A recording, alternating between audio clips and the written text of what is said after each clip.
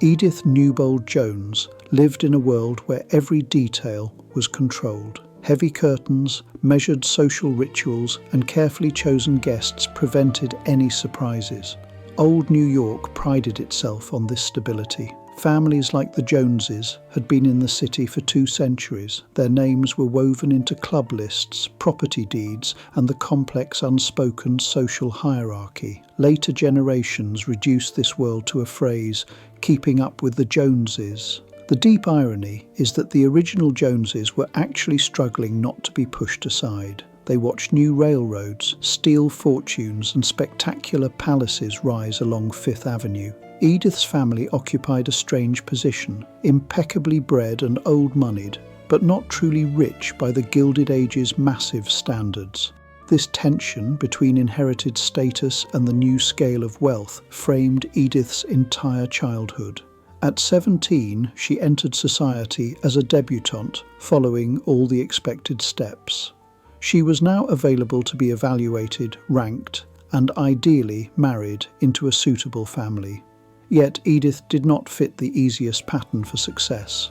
She was not considered a great beauty. Furthermore, her family fortune, though comfortable, could not compete with the dazzling dowries of the newly rich railroad and banking clans. Society called her a society girl, but her private notebooks tell a different story. While other debutantes practiced their smiles and small talk, Edith watched the edges of the ballroom. She noticed which mothers hovered anxiously and which daughters seemed tense. Edith saw that the real drama of old New York happened in the quiet glances exchanged along the drawing room walls. She would eventually turn these acute observations into novels. These books stripped the polished veneer off the very drawing rooms she knew best. The aristocracy that shaped her believed itself permanent. This class was not defined by formal titles, but by a dense web of families, the Rhinelanders, Stuyvesants, Astors, and Joneses. Their power rested on time, houses built generations ago, and plots in historical cemeteries. Within this world, women enforced the code. Mothers controlled the calling ritual, dictating who was visited, how often, and with what level of warmth. This system was sophisticated. A missed call was a mild rebuke. The deliberate failure to return a visit could quietly end a crucial social connection. Daughters learned quickly that a mother's calling card, left on a silver tray, carried nearly the same weight as currency. Marriage functioned as the primary mechanism for linking families and preserving their overall social position. For old money daughters with only modest fortunes, the strategy became subtle.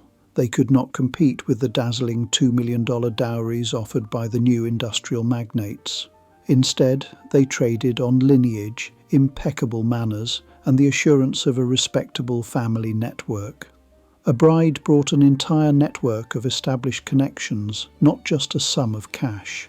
A girl's beauty could dramatically amplify or reduce her existing advantages within this system. A beautiful girl from a less distinguished family might still be negotiated into a strong match. Conversely, her prettier sister or cousin would likely receive the most desirable offers. Edith fell into a category that old New York understood well. She was well-born, cultivated and clever, but somewhat precarious in the marriage market. The physical spaces of her youth mirrored these invisible social patterns. Brownstone houses maintained strict uniform facades. Parlours were arranged for polite, controlled conversation. Dining rooms had seating plans that meticulously reflected status down to the inch. Yet, behind all the formality lay the hidden mechanisms that fascinated her. Meanwhile, a different New York was rapidly rising. Gilded Age palaces sprawled along Fifth Avenue. The Vanderbilts built their houses, and the Astors threw their spectacular balls, creating a second, more opulent social map. Railroad men, factory owners, and financial operators poured vast sums into marble and gilt. Their daughters sometimes wore diamonds whose collective value equaled entire estates belonging to the old families. Edith witnessed the collision of these two rigid systems. Old families tried to enforce boundaries, refusing invitations and mocking the vulgar, ostentatious displays. They insisted that money alone could not buy one's way into the inner circle. At the same time, she saw how quickly financial reality eroded these principles. A son in need of fresh capital could suddenly become engaged to the daughter of a family his mother had just criticised. Her own debut confirmed the system's economic reality. In a world where some fortunes now stretched into the tens of millions, the Joneses' resources looked almost modest. She had a surname that guaranteed access, but the scale of wealth had changed. The marriage market forced her to compete with heiresses whose dowries could finance great ventures. Mothers in this economy calculated with precision. Her mother, Lucretia Rhinelander Jones, participated fully in this system. She represented a stricter, older generation of matriarchs. Her emphasis fell on propriety, control, and the smooth functioning of the social calendar. The daughter's intense intellectual curiosity and her early writing habits did not fit the model of the perfect, compliant society wife. Her resistance took the form of quiet acts, reading late into the night, writing in secret, and forming private judgments. Her eventual marriage in 1885 to Edward Teddy Wharton seemed to satisfy all the system's requirements. He was a Harvard man from an appropriate background, complete with the right connections. On paper, this looked like a perfectly sensible alliance between two compatible families. The reality, however, proved painful. Teddy Wharton struggled with chronic depression and mental illness. The union was emotionally strained and, by all accounts, largely sexless. Edith found herself cast into the role of the perfect society wife. She managed households, planned elaborate dinners, and travelled in season. Yet the very skills her upbringing had refined, acute observation and sensitivity, made the deep dissonance in her own life impossible to ignore. Letters reveal periods of profound loneliness and a growing sense of total entrapment. The marriage also highlighted a structural fact about old New York. The financial and legal systems gave husbands enormous control. Marital expectations and property regimes ensured that even a woman of Edith's background could not easily leave an unhappy union without significant risk. Divorce remained rare and intensely scandalous. These pervasive constraints sharpened her vision. She watched other women in similar positions of quiet suffering. She saw wives whose husbands gambled or kept mistresses. She observed daughters steered into matches that preserved status but completely ignored personal preference. It is no coincidence that her greatest novels are built around precisely these female dynamics. In The House of Mirth, the marriage market of her youth is laid out with almost surgical clarity. The character of Lily Bart is a woman perfectly trained for a system that is quietly killing her. She lacks the substantial fortune that would allow her beauty to function as pure luxury rather than a financial necessity. In Lily's world, numbers matter profoundly. A woman's entire value shifts with every rumour and every misstep. Hostesses calculated which girl might be placed next to which man to advance a match. One can imagine three sisters in such a world, each receiving a different destiny. Unexpected inheritances, illness or divorce could radically invert this pattern over time. Wharton's novels return to these ironic reversals repeatedly. In The Age of Innocence, the old New York of her childhood appears as an anthropological study. Elder matrons determined who would be received. They decided which engagements were acceptable and how far a family could deviate from the norm without losing its place. Younger women operated within those restrictive lines. May Welland embodies the model daughter. Ellen Olenska, by contrast, embodies the devastating costs of defying those rules. Wharton understood that danger intimately. When she sought divorce from Teddy around 1913, she performed an act that few women of her circle dared to attempt. The legal and social consequences were significant and immediate.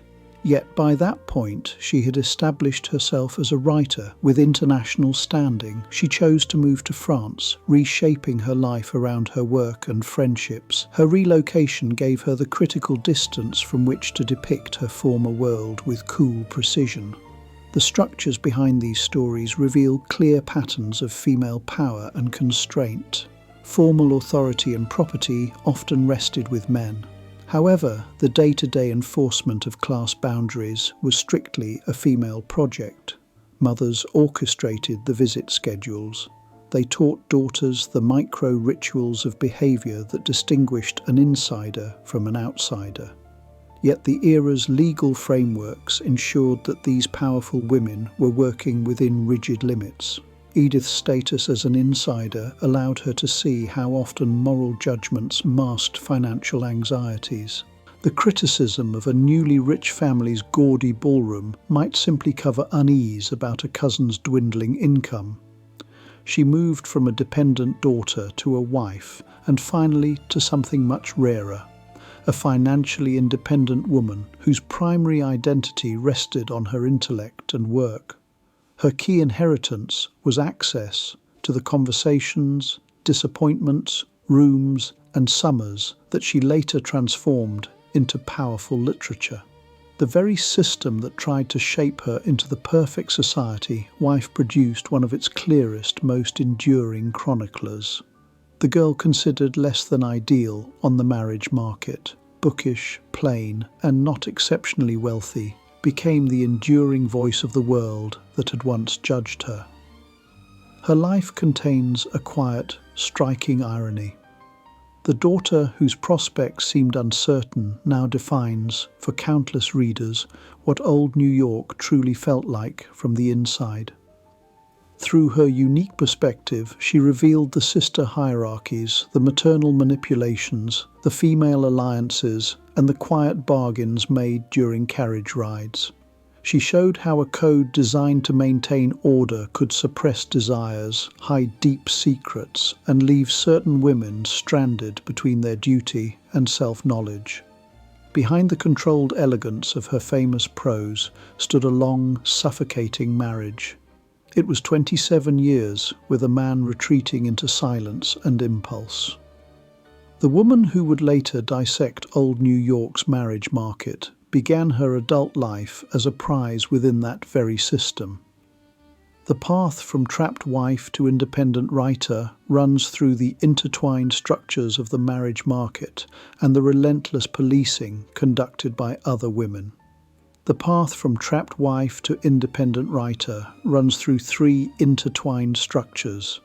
These were the legal and financial devices that bound women to their husbands, the old New York marriage market, and the quiet yet relentless policing conducted by other women. Mothers, dowagers, hostesses, and aunts served as female gatekeepers. The marriage market mechanism that produced her union did not inquire about the nourishment of inner lives. It asked only whether the alliance looked proper and maintained class boundaries. The emotional and sexual emptiness of the marriage itself proved equally painful. She was admired for her conversation and taste in decoration, but she lacked the sense of being fully seen. The writing began as a sideline, but it grew into a vital second life. Here, female dynamics become especially intricate. Older women in old New York watched Edith's move toward professional authorship with deep ambivalence. The act of writing truthfully about their world risked unwelcome exposure, which the unwritten code strongly frowned upon. As her literary career strengthened, the imbalance between them grew.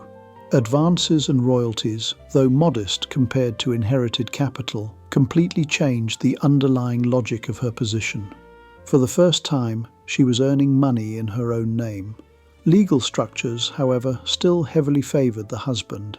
His impulsive spending could easily erode her security.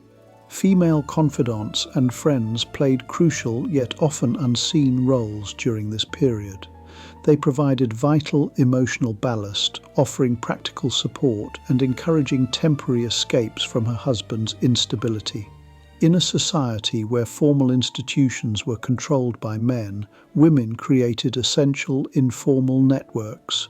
The decision to separate, then divorce, around 1913 did not emerge from a single dramatic scene. It grew from years of accumulated evidence, the financial risks, the emotional isolation, and the dwindling hope of companionship.